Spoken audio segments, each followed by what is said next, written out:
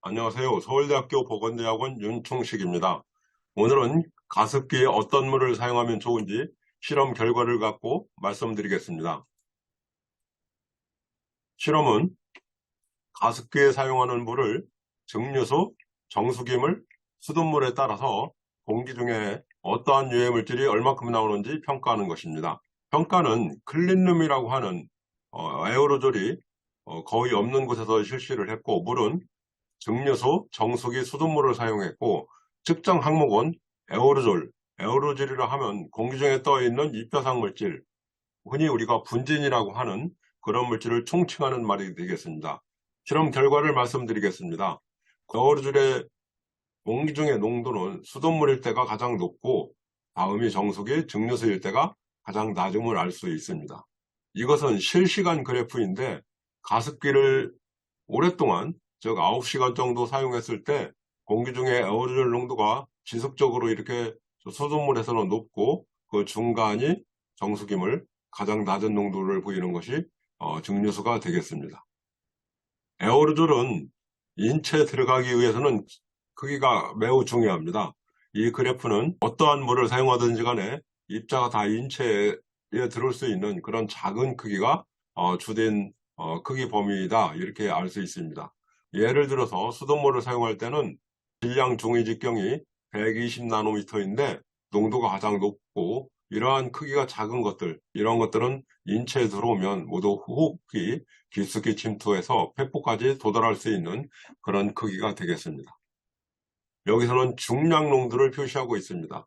중량 농도로 보더라도 수돗물을 사용할 때가 정수기나 증류수를 사용할 때보다 훨씬 더 높고, 증류수가 가장 낮은 농도를 보이고 있습니다. 이 그래프는 공기 중으로 나오는 금속 농도를 표현한 겁니다. 역시 수돗물에서 많은 금속들이 높게 나타났고, 많이 검출되는 물이 철, 칼륨, 나트륨, 칼슘, 이런 물질이 되겠습니다. 이 테이블은 원액과 공기 중의 농도를 보여주고 있습니다. 증류수일 때는 원액이나 공기 중에서 농도가 거의 검출되지 않았고, LOD란 Limit of Detection, 즉 검출되지 않은 것을 의미합니다.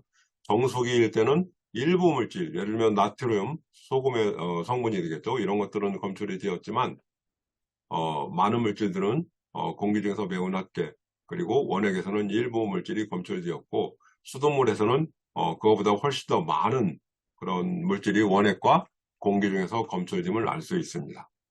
이 슬라이드는 증류수와 정수기물, 그리고 수돗물의 양을 늘렸을 때 이 필터에 남아있는 잔유물의 농도를 측정한 것입니다. 증류수는 예상했던 대로 가장 낮은 질량을 나타냈고, 수돗물에서 많았고, 수돗물도 양이 증가하면서 이 필터에 남아있는 양이 많다. 즉 수돗물에서 필터에 걸러질 수 있는 물질, 즉 입자상 물질이 많이 있음을 알 수 있습니다. 이상의 결과로 볼 때 가습기 사용물로는 공기 중 에어로졸 농도나 금속 성분으로 볼 때 증류수가 가장 좋고, 다음이 정수기이고, 수돗물은 가장 농도가 높음을 알 수 있습니다. 실제 수돗물 사용 시 공기 중 금속 농도가 건강 영향을 줄 수 있느냐? 이것은 본 연구에서는 하지 않고, 그러나 그것이 폐포까지 잘 들어갈 수 있는 크기입니다.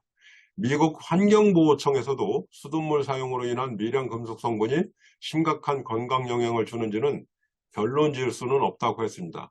단지 이러한 것들이 많으면 소비자는 탱크의 백화 현상, 찌꺼기 잔류 문제, 또는 이로 인한 미생물 영양원이 되어서 번식 문제를 야기시켜서 굳이 수돗물을 사용할 필요는 없다고 이야기하고 있습니다. 우리나라는 가습기를 사용할 때 수돗물을 권장하고 있지만, 저희 실험 결과나 미국 EPA의 지침을 보면 수돗물을 사용하는 것은 비바람직하고, 단지 유지 관리는 가습기 제조사의 권고 사항을 따르되, 그것이 없으면 세척 시 3% 과산화수소로 닦아내는 것을 추천하고 있고, 강력한 세제를 사용했으면 이것은 여러 번 헹구어내서 이것이 실제로 사용할 때 공기적으로 나오는 것을 방지해야 됩니다. 미생물을 억제하기 위해서 수돗물을 사용한다고 우리나라 제조사에서 선전을 하고 있는데요. 즉 수돗물에 들어가 있는 염소 성분이 미생물을 죽일 수 있다 이렇게 이야기하는데, 실제로 실험을 해보면 미생물 사멸 효과가 그렇게 있지 않고 이 실험 결과에서 보듯이 여러 가지 에어로졸과 금속 성분이 공기중으로 나와서 폐포로 들어갈 수 있습니다. 그것이 건강상 영향을 주는지는 확증할 수 없지만 아직 과학적으로 명정되지 않았을 뿐이지 그러한 가능성은 충분히 있습니다. 따라서 물을 자주 갈아주고 물 탱크 세척을 하는 것이 수돗물을 사용하는 것보다 미생물의 관리에 훨씬 더 효과적이라고 할 수 있습니다. 따라서 가습기를 사용할 때는 꼭 필요할 때만 사용하고, 가습기 자체를 깨끗이 유지 관리하는 것이 필요하며, 세척력이 강한 것을 사용하면 여러 번 헹궈내는 것이 필요합니다. 또한 실내 습도를 너무 높이는 것은 미생물 번식에 좋은 조건이 되므로 실내 습도를 50% 이상으로 올리는 것은 불필요하다고 보고 있습니다. 미생물 번식을 막기 위해서는 가습기를 사용하지 않을 때 탱크를 비우고 표면을 닫고 건조시키고 매 3일마다 청소하는 것을 권장하고 있습니다. 오랫동안 사용하지 않을 계획이면 청소를 잘해서 건조해서 보관을 하는 것을 권장합니다. 탱크의 잔유물 축적 방지 또는 공기중으로 금속 성분의 발생을 막으려면 함량이 낮은 증류수나 정수기물이 수돗물보다 훨씬 더 낫습니다. 또한 시판 중인 미네랄 워터나 온천수는 미네랄 함량이 더 높아서 추천하지 않습니다. 결론적으로 가능하면 증류수물이나 정수기물을 사용하되 물을 자주 갈아주고 탱크 청소를 주기적으로 하여 미생물 번식을 막아야 합니다. 감사합니다.